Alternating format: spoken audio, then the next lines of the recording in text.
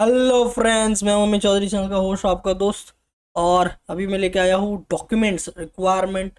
Okay, documents requirement means कौन कौन से डॉक्यूमेंट आपको लगेंगे क्या प्रोसेस के during for medical courses. Okay, तो सबसे पहले बता दो फ्रेंड्स कि ये जो है ये जीआर आया हुआ है। Okay, state common entrance test cell से कि नीट नीट जो एग्ज़ाम है वो सेंट्रल लेवल पे, वो आपको मालूम ही होगा, पूरे इंडिया के मेडिकल कोर्सेज के लिए एक ही एग्ज़ाम हुआ, नीट यूजी 2021 सारे स्टूडेंट्स के लिए। तो ये देख सकते हैं 27 सितंबर को ये जीआर रिलीज़ किया गया, जो वेबसाइट में कल परसों आया हुआ है।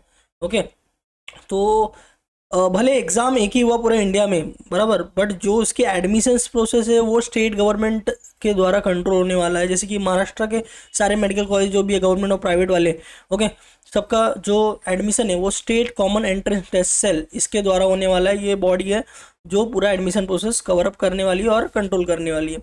तो उन्होंने ये जीआर रिलीज किया कि क्या क्या डॉक्यूमेंट्स लगेंगे। ओके, क्योंकि इस कोर्सेज में आपको एडमिशन लेने के लिए देखिए यहाँ पर MBBS, BDS, BAMS, BHMS, BUMS, BPTH, BOTH, BSLP, BPO and BSc nursing. Okay, already मैं बता दूं फ्रेंड्स कि सबके जो लेटेस्ट कट ऑफ, जो लेटेस्टली अभी state common entrance test cell ने रिलीज़ किया था एकेडमिक ईयर 2021 का, वो भी मैंने ऑलरेडी आपको वीडियो बना के डाल दिया हुआ है प्लेलिस्ट में, आप जाके चेकआउट कर सकते हो।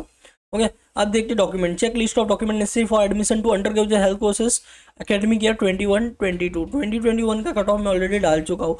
ऑलरेडी सबको मालूम है 12 सितंबर को नीट जो है नीट का एग्ज़ाम हुआ था। रिजल्ट जैसे ही आता है कैप प्रोसेस भी स्टार्ट होगा। कैप प्रोसेस कहाँ स्टार्ट होगा, कौन से प्रोसेस वेबसाइट से, मैं आपको बता दूँ कि आपको वेबसाइट में आपको बताता हूँ, महासीटी डालना है, mahacity.org।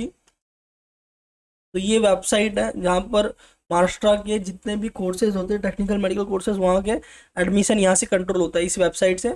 और आपको ये टैब में जाना है, यहाँ पर देखिए नीचे आपको दिख रहा होगा मेडिकल एजुकेशन, उसमें ये नीट एमडीएस, ये पोस्ट ग्रेजुएशन का है कोर्सेज मेडिकल में, ये नीट यूजी 2021, यहाँ पर आपको क्लिक करना है। तो ये वो वेबसाइट है जहाँ से आपका पूरा एडमिशन प्रोसेस कंट्रोल होने वाला है।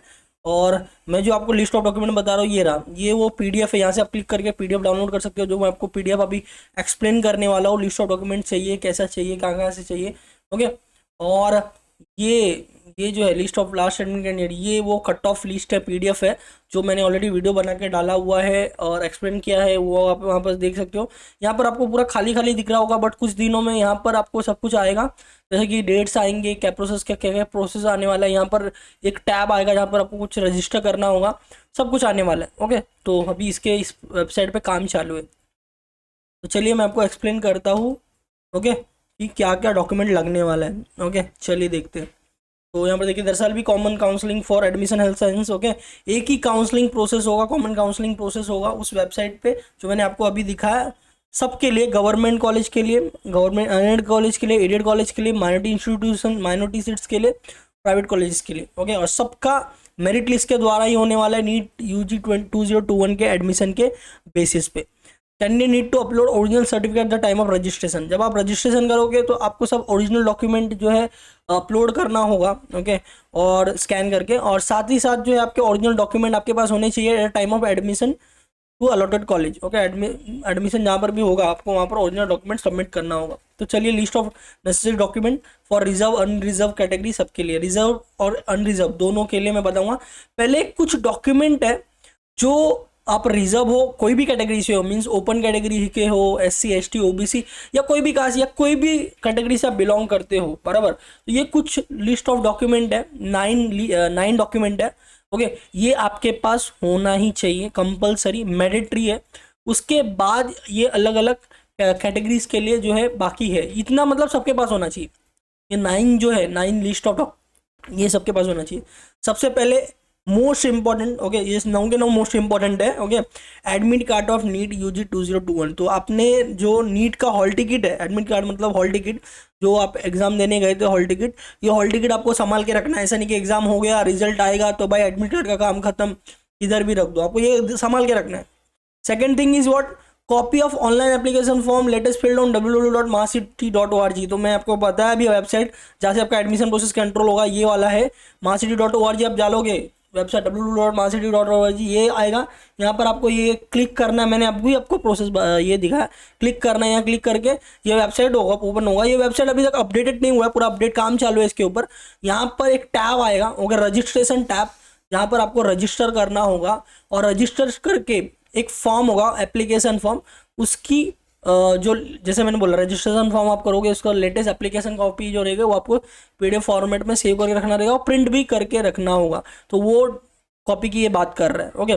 तीसरा है नीट, जो अभी तक आया नहीं है, वो अभी फॉर्म जैसे आएगा वैसे आपको फिलअप करना होगा। मोस्ट प्रॉब्ली शायद नीट रिजल्ट डिक्लेयर होने के बाद ही वो आए। Third, NEET UG 2021 marksheet, okay. तो जैसा मैंने बताया, नीट का रिजल्ट आते ही जो पीडीएफ जनरेट होगा, नीट रिजल्ट आपके लॉगिन आईडी पे, नीट के लॉगिन आईडी पे वो पीडीएफ आपके पास होना चाहिए, ओके। वो पीडीएफ जो मार्कशीट है, वो मार्कशीट ऑनलाइन प्रिंटेड ही रहेगा, ओके। आपको कोई फिजिकल फॉर्मेट में नहीं आने वाला घर पे, ऑनलाइन फॉर्मेट में ही पीडीएफ जनरेट होता है। वो आपको संभाल के सेव करके रखना होगा, उसका कलर प्रिंट करके आपको रखना होगा, ओके। Fourth, nationality certificate. अभी नेशनलिटी सर्टिफिकेट में देखिए क्या क्या आप दे सकते हो। सबसे पहले अगर आपके पास डोमिसाइल सर्टिफिकेट बनाया हुआ है, ओके, डोमिसाइल सर्टिफिकेट आपका महाराष्ट्र का होना चाहिए। मतलब आप, जैसे मैंने बताया कि हम महाराष्ट्र के कॉलेज में एडमिशन ले रहे हैं, महाराष्ट्र के एडमिशन ले रहे हैं गवर्नमेंट ऑफ महाराष्ट्र के अंडर, और स्टेट कॉमन टेस्ट एंट्रेंस पूरा कंट्रोल कर रहा है। तो आपके पास जो डोमिसाइल सर्टिफिकेट होना चाहिए वो महाराष्ट्र का होना चाहिए, okay, first of all, okay. जो दूसरा है और भी मैं बताऊंगा। फर्स्ट ऑफ ऑल पहले आपको पहले आप ये नेशनलिटी सर्टिफिकेट, नेशनल सर्टिफिकेट में आपके पास डोमिसाइल होगा तो दोनों में काम हो जाएगा, डोमिसाइल सर्टिफिकेट में भी काम हो जाएगा और इसमें भी, क्योंकि डोमिसाइल में इंडिया जो आपकी सिटीजनशिप है इंडियन, ओके, वो प्रिंटेड रहती है। अदरवाइज आपका जो 12th का एलसी है वो भी चलेगा इसमें, 12th का एलसी इसमें चलेगा नेशनलिटी सर्टिफिकेट में। या तो आपका बर्थ सर्टिफिकेट होगा वो भी आपको यहाँ पर नेशनलिटी सर्टिफिकेट में चलेगा। फिफ्थ में डोमिसाइल सर्टिफिकेट होने चाहिए। और हाँ, कुछ कुछ कैटेगरीज ऐसे हैं जहाँ पर महाराष्ट्र के बाहर के स्टूडेंट आके यहाँ पर अप्लाई करते हैं तो उनके स्टेट का डोमिसाइल रहेगा तो भी यहाँ पर आपको चलेगा। डोमिसाइल सर्टिफिकेट जो है डिस्ट्रिक्ट मजिस्ट्रेट, ओके, मतलब तहसील ऑफिस जो हम लोग बोलते हैं, ओके, तहसील ऑफिस या डिस्ट्रिक्ट कलेक्टर ऑफिस, वहाँ पर आपको इशू होता है, वहाँ पर बनता है, ओके। और बहुत और नॉर्मली अभी ऑनलाइन एप्लीकेशन भी आ चुका है कि भाई ऑनलाइन आप अप्लाई करो और पोस्ट के द्वारा आपके घर पे आएगा डोमिसाइल। और ये भी एक मेथड अभी चालू हुआ है, वो भी आप देखिए, आप डोमिसाइल कैसे बना सकते हैं, जो भी मोस्ट कन्वीनियंट हो। तो डोमिसाइल सर्टिफिकेट लगने वाला है। एचएससी का मार्कशीट लग गया। एचएससी का मार्कशीट देखिए कैसा होता है, दो चीज़ होती है, एक होती है मार्कशीट, एक होता है पासिंग सर्टिफिकेट। यहाँ पर देखिए क्या लिखा है, एसएससी का पासिंग सर्टिफिकेट, ओके। और इक्विवेलेंट क्या होगा वो भी मैं आपको बताता हूँ। तो 10th वाली पहले बात कर लेते हैं। 10th का पासिंग सर्टिफिकेट मांगा है। देखिए क्या होता है कि जैसे कि रिजल्ट डिक्लेयर होता है, रिजल्ट डिक्लेयर करने के बाद 10 से 15 दिन के अंदर जो एक आपको मार्कशीट मिलती है, एक प्रिंटेड मिलता है, ओके, प्रिंटेड पूरा कलर फॉर्मेट में आता है, उसमें आपके मार्क्स लिखे होते हैं। और 10th का अगर रहेगा तो उसमें डेट ऑफ बर्थ भी लिखा होता है। तो यह नहीं भी लिखा रहता है उसमें, जो 10 या 15 दिन के अंदर मिल जाता है, तो उसको हम लोग मार्कशीट बोलते हैं, चाहे वो 10th का हो या 12th का हो। तो यहाँ पर 12th की मार्कशीट लगेगी और 6 महीने के बाद एक और वैसा ही प्रिंटेड आता है, उससे हम लोग पासिंग सर्टिफिकेट कहते हैं। तो 12th में मार्कशीट लगेगी, पासिंग सर्टिफिकेट नहीं, ओके। और तो जैसे मैंने बोला कि ये जो है वो आपको रिजल्ट डिक्लेयर होने के 10 से 15 दिन के बाद मिलता है, तो कॉलेज में आपको जाके लेना रहेगा। यहाँ पर अगर आप बोलोगे कि सर मेरे पास ऑनलाइन जो रिजल्ट डिक्लेयर हुआ था उसका प्रिंटेड कॉपी है, तो वो नहीं चलेगा, ओके। कॉलेज से जाके आपको वो मार्कशीट कलेक्ट करना होगा, वो यहाँ पर लगेगा। ओरिजिनल लगने वाला है सब, ऑनलाइन आपको अपलोड करना ही रहेगा स्कैन करके, बट एडमिशन के टाइम पे ये सब आपके पास होना चाहिए। तो ओके, अभी भी आपके पास टाइम है सबका जो है। देखो, जो डोमिसाइल नहीं बना रहेगा तो डोमिसाइल बना लीजिए, और बाकी डॉक्यूमेंट है कि नहीं आप देख लीजिए। और दूसरा पासिंग सर्टिफिकेट, 10th का पासिंग सर्टिफिकेट लगेगा। 10th का पासिंग सर्टिफिकेट जैसे मैंने बताया था कि ये एससी का जब आपका रिजल्ट डिक्लेयर हुआ था तो 10 से 15 दिन के अंदर जो आपको मिला था वो मार्कशीट था। 6 महीने के बाद वापस आपको कलेक्ट करना होता है स्कूल से जाके, ओके, उसे पासिंग सर्टिफिकेट कहते हैं। तो अगर आपने 10th का पासिंग सर्टिफिकेट कलेक्ट नहीं किया है तो आपके स्कूल पे जाइए और कलेक्ट करके लेके आइए। और यहाँ पर बोला है और इक्विवेलेंट, मतलब इन केस अगर समझ लीजिए पासिंग सर्टिफिकेट नहीं होता या कुछ इशू वगैरह होता है तो आप स्कूल से लेटर लिखा सकते हैं कि भाई पासिंग सर्टिफिकेट आने में टाइम में या इतने दिन में मिलेगा, और साथ में एससी का मार्कशीट जो रहेगा आपके पास वो सबमिट कर सकते हैं। ये इन केस होता है, ओके। नहीं तो जनरली आपके पास पासिंग सर्टिफिकेट होना ही चाहिए, ओके। तो वो पासिंग सर्टिफिकेट आप कलेक्ट कर लेने की। आधार कार्ड, आधार कार्ड आपको पता है। आधार कार्ड में भी क्या होता है कि बहुत सारे लोग वो ई कॉपी रखते हैं और वो ई कॉपी हर जगह काम में लाते हैं, बट यहाँ पर आपको वो ई कॉपी काम नहीं होगा। आपके पास ओरिजिनल आधार कार्ड होना चाहिए। ओके, जिसमें आपके जो 14 डिजिट होती है। ओके, ओरिजिनल आधार कार्ड सर कौन सा, ई कॉपी कौन सा, कैसे मालूम पड़ेगा? तो ओरिजिनल आधार कार्ड वो होता है जिसमें आपके जो वो 14 या 12 डिजिट जो भी है वो नंबर, आधार नंबर, वो पूरा का पूरा प्रिंटेड रहता है। ओके, और ई कॉपी में एक्स एक्स बना रहता है। ओके, खाली लास्ट का 2 या 3 डिजिट प्रिंटेड रहता है, तो वो डिफरेंस हो गया। तो ओरिजिनल आपके पास होना चाहिए। Then medical fitness certificate. देखिए, मेडिकल फिटनेस सर्टिफिकेट आपको देना है, ये आप कैसे ले सकते हो? तो किसी भी रजिस्टर्ड एमबीबीएस डॉक्टर के पास आपको जाके ये सर्टिफिकेट लेना है कि आप मेडिकली फिट हो और आप में कुछ भी डिफॉल्ट, कुछ इशू वगैरह नहीं है या कुछ रहेगा जो भी है। ओके, तो आपका फैमिली डॉक्टर जो है, अगर वो एमबीबीएस है और रजिस्टर्ड, उसका जो है रजिस्ट्रेशन एक नंबर होता है डॉक्टर्स का। ओके, क्लिनिक्स वगैरह का या उनके हॉस्पिटल का वो नंबर होना चाहिए। वो नंबर आपको स्टैम्प मार के वो देंगे और अपना वो स्टैम्प करके साइन करके देंगे। तो ये मेडिकल फिटनेस सर्टिफिकेट होता है जो आपको कैसे करना है कि जब भी ये प्रोसेस स्टार्ट होगा, ये फॉर्म फिलिंग चालू होगा, ये आप फॉर्म भरोगे, ओके, तभी आप अपलोड करना होगा, तो तभी आप ले ले। Okay, medical fitness certificate, in short ये कहना है कि आपको ये ज़्यादा पुराना नहीं होना चाहिए। ओके, मेडिकल फिटनेस सर्टिफिकेट जो है आपका ज़्यादा पुराना नहीं रहना चाहिए। आप जब भी ये फॉर्म ओपन होगा, नीट रिजल्ट डिक्लेयर होगा, उसके बाद आप मेडिकल फिटनेस सर्टिफिकेट निकाल ले तो चलेगा, कोई इशू नहीं है। और ये फॉर्म में अपलोड करना रहेगा, वो टाइम पे निकालेंगे तो भी चलेगा, नो इशू। अभी से मत निकाल के रखो, रिजल्ट का आने का वेट करो, उसके बाद निकालने जाओ। और जैसे मैंने बताया, ये रजिस्टर्ड एमबीबीएस डॉक्टर जो भी रहेंगे, उनका रजिस्ट्रेशन नंबर होता है उनके क्लिनिक का या हॉस्पिटल का, वो नंबर के साथ जो है होना चाहिए, वो ही कंसिडर किया जाता है। तो ये 9 डॉक्यूमेंट मैंने आपको बताया, आप रिवाइंड करके वापस से देख लो। ये 9 डॉक्यूमेंट मैंडेटरी है फॉर ऑल स्टूडेंट्स। ओके, जो भी state common test entrance cell, okay, इसके द्वारा admission, centralise CAP process admission में पार्टिसिपेट करने वाले हैं, गवर्नमेंट या प्राइवेट कॉलेज में एडमिशन लेने वाले हैं सब लोग। आप अगर मैनेजमेंट से एडमिशन ले रहे हो किसी कॉलेज में, ओके, तो भी आपके पास ये सारी चीज़ें जो है मैंडेटरी डॉक्यूमेंट होना ही चाहिए। Okay, so next thing is what, और हाँ, जो भी स्टूडेंट है, चाहे वो माइनॉरिटी से एडमिशन ले रहे हो, आप मैनेजमेंट से एडमिशन ले रहे हो, या किसी और द्वारा आप एडमिशन ले रहे हो, इस सेंट्रलाइज कैप प्रोसेस में आपका रजिस्ट्रेशन होना जरूरी है। ये फॉर्म में मैंने बताया, ये भर के ये सब पार्टिसिपेट करना ही है। भले आप माइनॉरिटी से या मैनेजमेंट से डायरेक्ट एडमिशन ले रहे हो कॉलेज से, आपको ये करना जरूरी है, एज मैंडेटरी है। ओके, अब उसके बाद ये जो यहाँ तक हो गया, ओके, यहाँ तक सबका होना चाहिए, चाहे आप ओपन कैटेगरी हो, एससी हो, एसटी हो, किसी और कैटेगरी के हो। यहाँ तक जो मैंने बताया 9 डॉक्यूमेंट ये होना ही चाहिए। उसके बाद ये जो है ये कैटेगरी वाइज है कि कौन से कैटेगरी को क्या लगेगा। जैसे कि अभी ये दिया कि additional necessary document for candidate under constitutional reservation category. अगर आप किसी रिजर्वेशन कैटेगरी से बिलोंग करते हो, जैसे कि यहाँ पर दिया हुआ है, देखिए, VJ, NT1, NT2, NT3, OBC, SBC, और या, तो ये आपके पास सर्टिफिकेट होना चाहिए, कास्ट सर्टिफिकेट होना चाहिए। और वो कास्ट सर्टिफिकेट किससे इशू होना चाहिए? स्टेट ऑफ महाराष्ट्र के किसी ऑथोराइज बॉडी से ही जो है इशू होना चाहिए। मतलब कास्ट सर्टिफिकेट आपका महाराष्ट्र का होना चाहिए, बाहर का जो है आपको कंसिडर नहीं होगा। जैसे कि बहुत सारे स्टूडेंट ऐसे होते हैं कि बाय बॉर्न वो महाराष्ट्र में है, स्टडी वगैरह सब यहाँ पर कर रहे हैं, ओके, बट कैसा होता है कि वो किसी और स्टेट से बिलोंग करते हैं, या उनका जो है नेटिव प्लेस किसी और स्टेट का है, तो वहाँ का अगर आप सर्टिफिकेट लेके आओगे, कास्ट सर्टिफिकेट, तो वो यहाँ पर कंसिडर नहीं होगा, आप ओपन कैटेगरी में ही कंसिडर होगे। ओके, और मैं आपको बता दूँ फ्रेंड्स कि आप किसी भी एडमिशन के किसी भी स्टेज पे रहो, अगर आपका एक भी डॉक्यूमेंट प्रॉपर नहीं है तो डायरेक्टली आप पूरे प्रोसेस से बाहर हो जाते हो। आप बीच में अपना कैटेगरी चेंज नहीं कर सकते। आप बोलोगे सर फॉर एग्जांपल मैंने ओबीसी में अप्लाई किया, मेरा नेटिव प्लेस का या किसी और स्टेट का कास्ट सर्टिफिकेट है, ओके, और मैं अभी अप्लाई कर रहा हूँ, बाद में वो लोग जब डॉक्यूमेंट वेरीफाई करेंगे, अगर उन्होंने नहीं किया, बोलेंगे नहीं भाई ये नहीं चलेगा, आप महाराष्ट्र के लेके आओ, डेट टाइम पे मैं ओपन कैटेगरी में स्विच हो जाऊँगा, ओके, या स्विच हो जाऊँगी, जो भी है, तो वैसा नहीं चलेगा। इसीलिए आप स्टार्टिंग से ही श्योर रहो आपके पास कौन सा डॉक्यूमेंट है, आप कहाँ से बिलोंग करते हो, आप कौन से कैटेगरी में बिलोंग कर रहे हो, क्या डॉक्यूमेंट है वगैरह है कि नहीं, उसके अकॉर्डिंग ही आप अप्लाई करो। ओके, जैसा मैंने बताया, तो ये मैंने आपको बताया। Okay, then caste validity certificate, आपका कास्ट सर्टिफिकेट के साथ साथ कास्ट वैलिडिटी सर्टिफिकेट होना चाहिए। ओके, नॉन क्रिमिनल सर्टिफिकेट होना चाहिए, तो उसका वैलिडिटी डेट देखिए यहाँ पर, ये वैलिडिटी डेट होना चाहिए अप टू 31 मार्च 2022। ओके, जो भी ये कैटेगरीज है वो, और जो है नॉन क्रीमी लेयर किसको किसको नहीं रहेगा तो चलेगा, एससी और एसटी को।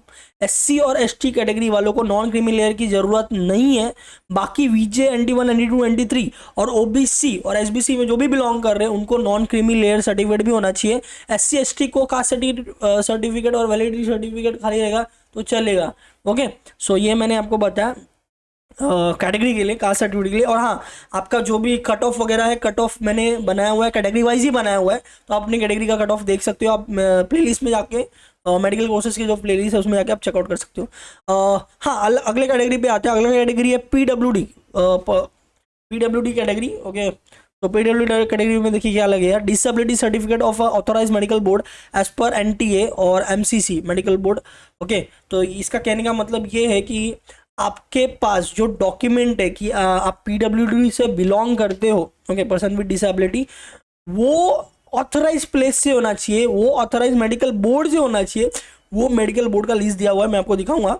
Any certificate issue by authorise other than authorise medical board is not valid. आपका मतलब ये जो लिस्ट दिया हुआ है, लिस्ट ऑफ मेडिकल बोर्ड, वहां से ही आपका सर्टिफिकेट होना चाहिए, कहीं और से अगर आपका होगा तो नहीं चलेगा। ओके, तो मैं आपको पहले जो ये लिस्ट है, लिस्ट ऑफ मेडिकल बोर्ड, जहाँ से पीडब्ल्यूडी सर्टिफिकेट अगर आपका होगा तो वो चलेगा। ओके, वो मैं आपको पहले दिखाऊंगा, फिर आगे का कैटेगरी का देखते हैं। तो ये नीचे अटैच किया हुआ है, देखिए यहाँ पर देख लेते हैं फटाफट। List of centre for disability certificates, okay, as पर 21 benchmark disability given under RPWD act 2016।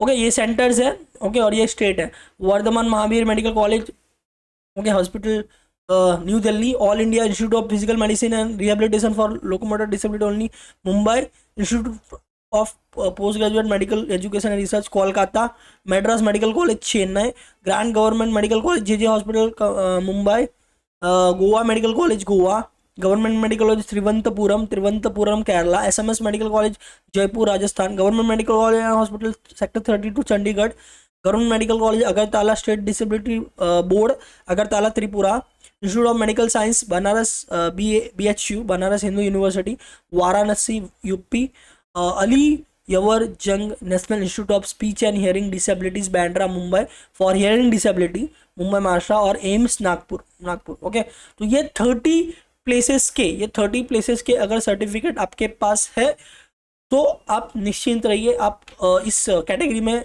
जो है अप्लाई कर सकते हो। अगर आपका इस लिस्ट के मेडिकल बोर्ड में से नहीं है, कहीं और से है, तो आपके पास अभी भी टाइम है, आप बनवा लो। ओके, अदरवाइज आप इस कैटेगरी में जो है अप्लाई नहीं कर पाओगे। ओके, चलिए आगे देखते हैं। Additional document for candidate under EWS category. अब ईडब्ल्यूएस का देखिए, ईडब्ल्यूएस का मैं बताता हूँ, हर बार स्टूडेंट यहाँ पर मिस्टेक करते हैं, फिर उनका प्रॉब्लम हो जाता है। ओके, प्रॉब्लम हो जाता है, कभी कभी वो कंसिडर किया जाता है, कभी कंसिडर नहीं किया जाता है। जैसे मैंने बताया कि अगर आप स्टार्टिंग में समझ लो ईडब्ल्यूएस में आपने अप्लाई किया, ओके, और बाद में आपका ईडब्ल्यूएस का सर्टिफिकेट प्रॉपर नहीं है, अब जैसा चाहिए वैसा नहीं है, और बाद में आप बोलोगे कि मैं जनरल में स्विच हो जाऊँ ओपन कैटेगरी में। ओके, सो डेट टाइम पे पता नहीं, आई एम नॉट श्योर कि वो कंसिडर किया जाएगा कि आपको डायरेक्ट क्या प्रोसेस से बाहर किया जाएगा। इसीलिए आप खुद को श्योर कर लो, इसीलिए मैं ये वीडियो भी बना रहा हूँ। ओके, ताकि क्लैरिटी मिले। तो क्लैरिटी ये है कि आप का ईडब्ल्यूएस का सर्टिफिकेट स्टेट गवर्नमेंट द्वारा इशू होना चाहिए। अगर सेंट्रल गवर्नमेंट के फॉर्मेट में रहा तो वो एक्सेप्ट नहीं किया जाएगा। बहुत बड़ा सवाल है ये जो बच्चों का होता है कि सर मेरे पास सेंट्रल गवर्नमेंट का ईडब्ल्यूएस सर्टिफिकेट है तो चलेगा क्या महाराष्ट्र में स्टूडेंट्स के लिए। ओके, तो मैं बार बार उनको समझाता हूँ बट वो नहीं समझते, इसलिए मैं आपको पहले ही बता रहा हूँ कि यहाँ पर देखिए आप क्लियरली लिखा हुआ है, recent eligibility certificate for EWS category is issue by competent authority as per state government format. Okay, state government format. Okay, so state government के फॉर्मेट या स्टेट गवर्नमेंट से इशू होना चाहिए, सेंट्रलाइज रहेगा कि गवर्नमेंट के फॉर्मेट में रहेगा तो वो नहीं चलेगा। Okay, so that is the thing. अगर आप ईडब्ल्यूएस कैटेगरी में अप्लाई कर रहे हो तो ईडब्ल्यूएस कैटेगरी आपको पता होगा इकोनॉमिकली जो है वीकर सेक्शन। इसमें क्या होता है कि आपकी जो भी फीस होती है, चाहे वो गवर्नमेंट की हो प्राइवेट की हो, जो भी आप अप्लाई वगैरह कर रहे हो उसमें फीस कम हो जाती है अगर आप ईडब्ल्यूएस कैटेगरी से बिलोंग करते हो। तो यहाँ पर कोई कास्ट होना जरूरी नहीं होता है। Economical weaker section is what की पर्टिकुलर ईडब्ल्यूएस का आप गूगल में सर्च मारोगे तो मिल जाएगा ईडब्ल्यूएस का इनकम रेंज क्या है, तो आपकी फैमिली की इनकम उस रेंज से कम होनी चाहिए तो आप ईडब्ल्यूएस कैटेगरी में अप्लाई कर सकते हो। इसके लिए कोई कास्ट होना जरूरी नहीं होता है। ओके, चलिए अगला देखते हैं। अगला है हिली एरिया कैटेगरी। तो हिली एरिया कैटेगरी के लिए मैं सबसे पहले बता दूं friends. Okay, hilly area category के लिए आपको बता दूं कि देखिए यहाँ पर लिखा हुआ है कि आपका डोमिसाइल तो लगेगा ही, वो 9 जो मैंने लिस्ट बताया, 9 लिस्ट में एक डॉक्यूमेंट ये है कि स्टूडेंट का डोमिसाइल सर्टिफिकेट होना चाहिए, तो होना ही चाहिए। बट अगर आप हिली एरिया में अप्लाई कर रहे हो तो आपके फैमिली मेंबर मीन्स आपके पेरेंट जो है, जनरली जो है फादर कंसिडर किया जाता है, उनका डोमिसाइल होना चाहिए अगर आप हिली एरिया कैटेगरी में अप्लाई कर रहे हो तो। Okay, domicile certificate of parent stating that he or she the domicile in the village of declared as a hilly area, उनका डोमिसाइल सर्टिफिकेट होना चाहिए और वो उस एरिया का होना चाहिए, वो उसमें स्पेसिफाई किया हुआ होना चाहिए कि वो उस हिली एरिया में जो है रेसाइड करते हैं। ओके, तो कैंडिडेट शुड पास, और यहाँ पर कुछ क्राइटेरिया वो देख लेते हैं। कैंडिडेट शुड पास एससी और HSC from that hilly area region. Okay, जहाँ से उनके पेरेंट का डोमिसाइल है, तो आपका पेरेंट का डोमिसाइल उस हिली एरिया से होना चाहिए, आपका 10th या तो 12 जो है उस हिली एरिया से होना चाहिए। That is a most important point here. और अगर आप नहीं होगा, ओके, अगर आप नहीं होगा तो अगर आप उस तालुका में भी हो, समझ लीजिए अगर आप उस हिली एरिया के रीजन में आपका एससी एचएससी नहीं हुआ है, ओके, तो अगर आप if not then at most school or a junior college situated in the taluka of his or parent decimal then it is also okay। तो अगर उसमें भी नहीं है तो आपके पेरेंट का अगर उस तालुका में डोमिसाइल है तो भी आपको कंसिडर किया जाएगा under hilly area category. Okay, next देखते हैं, प्रूफ शोइंग दैट कैंडिडेट है pass SC from same tehsil taluka in the hilly area. तो जैसे मैंने बताया कि जो हिली एरिया में आपके पेरेंट रिसाइड करते हैं, बिलोंग करते हैं, वहाँ का आपके पेरेंट का डोमिसाइल होना चाहिए और आपका एससी या एचएससी उस एरिया के तहसील या तालुका से होना चाहिए। Okay, that is SC passing certificate of school leaving certificate. तो वो कैसे मालूम पड़ेगा कि सर कि, या मैं कैसे क्या प्रूफ बताऊँ कि ये साबित होगा कि मैं उस हिली एरिया के जाके मेरे पेरेंट का डोमिसाइल है वहाँ से मैं स्टडी किया गया है। तो आपके पास एससी या एचएससी का जो एलसी होगा उसमें जो है स्कूल का एड्रेस वगैरह मेंशन किया रहता है, तो उससे जो है वो प्रूफ जो है is enough. Okay, for that. तो ये दोनों चीज़ आपके पास होनी चाहिए जो मैंने बताया। नेक्स्ट कैटेगरी देखते हैं, D1 category. D1 D2 D3 category जो है ये है। ओके, और D1 D2 D3 तीनों भी डिफेंस के कैटेगरी है, बट तीनों में अलग अलग होता है। फर्स्ट ऑफ ऑल आपको ये पता होना चाहिए कि आप कौन से कैटेगरी में बिलोंग करते हो। तो मैं आपको बता दूं कि जो भी स्टूडेंट के पेरेंट जो है वो महाराष्ट्र से बाहर वर्क करते हैं या उनका जो वर्किंग प्लेस होता है जहाँ पर भी पोस्टिंग होती है वो महाराष्ट्र के बाहर है, तो आप D3 से बिलोंग करते हो। ओके, और अगर आप विद इन महाराष्ट्र है तो आप या तो D1 से बिलोंग करोगे या तो D2 से बिलोंग करोगे, उसका क्लियरिटी मैं अभी आपको दूंगा। ओके, तो ये फर्स्ट ऑफ ऑल क्लियर होगा कि आप कहाँ से बिलोंग करने वाले हो। ओके, फर्स्ट ऑफ ऑल देख लेते हैं। फिर अगर आप D1 से बिलोंग करते हो, मतलब कि आपके पेरेंट्स की पोस्टिंग जो है वो महाराष्ट्र के अंदर से है। ओके, तो क्या देखिए यहाँ पर क्या क्या चाहिए, सर्टिफिकेट ऑफ पेरेंट फ्रॉम जिला सैनिक बोर्ड। तो हर एक जिला का सैनिक बोर्ड होता है, वहाँ से आपके पेरेंट का सर्टिफिकेट होना चाहिए और आपके पेरेंट का डोमिसाइल भी होना चाहिए with in the state of Maharashtra. तो ये D1 कैटेगरी के लिए होगा। D2 के लिए क्या होगा देख लीजिए, certificate of parent from competent authority from a defence service stating that a parent is serving as per army navy और एयरफोर्स एक्ट। ओके, तो अगर आपके पेरेंट आर्मी नेवी या एयरफोर्स एक्ट के तहत जो है उनकी पोस्टिंग है पर्टिकुलर प्लेस पे, सो उसका सर्टिफिकेट अगर आपके पास है तो आप D2 से बिलोंग करोगे और आपका पेरेंट का डोमिसाइल विद इन महाराष्ट्र होना चाहिए। तो ये हो गया दो चीज़। और ये तीसरी चीज़ है, ये तीसरे कैटेगरी में कौन आएगा, मैंने आपको ऑलरेडी बताया कि आप महाराष्ट्र में हो, आपकी स्टडी वगैरह सब कुछ महाराष्ट्र में है, बराबर। बट कैसा होता है कि आपके पेरेंट की पोस्टिंग या तो इधर उधर होती रहती है या उनके पास डोमिसाइल जो है महाराष्ट्र के बाहर का है, महाराष्ट्र के बाहर का है, तो आप इस कैटेगरी में आओगे। Certificate of parent from competent authority from defence service stating that parent is serving as per army navy air force act and transfer and posted in the state of Maharashtra. Okay, तो मतलब उनकी पोस्टिंग होते रहती है और उनकी महाराष्ट्र में भी पोस्टिंग हुई है। ओके, ट्रांसफर ये हुआ है या पोस्टेड हुआ है और उनका डोमिसाइल जो है महाराष्ट्र के बाहर का है। ओके, वो कंसिडर किया जाएगा, वो होना चाहिए आपके पास पेरेंट का डोमिसाइल और वो महाराष्ट्र के बाहर का है, तो आप D3 कैटेगरी में अप्लाई कर सकते हो। तो ये डॉक्यूमेंट लगे आपको, मैंने एक्सप्लेन किया। नेक्स्ट और लास्ट वाला category MKB Maharashtra Karnataka border category. Okay, इसके लिए क्या क्या चाहिए आपको, certificate of candidate stating that he she is from disputed area. तो आपके पास पहले सर्टिफिकेट होना चाहिए कि आप कैंडिडेट जो है वो MKB के एरिया से, मतलब महाराष्ट्र कर्नाटका बॉर्डर के एरिया से बिलोंग करते हैं। दूसरा आपके मदर टंग मराठी होना चाहिए, वो कैसे मालूम पड़ेगा? तो आपका एलसी है उसमें मदर टंग मेंशन किया हुआ रहता है, उसमें आप चेकआउट करो और उसमें मदर टंग मराठी होना चाहिए, ये एज पर द रूल है। ओके, फिर आपका जो 10th और 12th का जो मार्कशीट है या एलसी है वो उस एरिया से होना चाहिए, मतलब आपका 10th या 12th उस एरिया से होना चाहिए। तो इस तरह से मैंने आपको पूरा जो एक्सप्लेन कर दिया है। आपको कुछ नहीं समझे तो रिवाइंड करके आप देखो, आपको समझ में आएगा। आपको कट ऑफ वगैरह चाहिए तो हमारे चैनल पे कट ऑफ वगैरह 2021 जो लेटेस्ट जो यहाँ पर जो हमको दिखाता हूँ वेबसाइट पे ये वाला, अगर आप पहले ये वेबसाइट कैसे आना है वो मैं बता देता हूँ। अगर कोई वीडियो क्या होता है बीच में से देख लेते हैं तो महासिटी.org आप डालोगे तो ये वेबसाइट लोड होगा। उसके बाद आपको यहाँ पर क्लिक करना है तो ये वेबसाइट ओपन होगा। ओके, नीट यूजी 2021 ये अभी पूरा अपडेट नहीं हुआ है, अभी और अपडेट हो रहा है।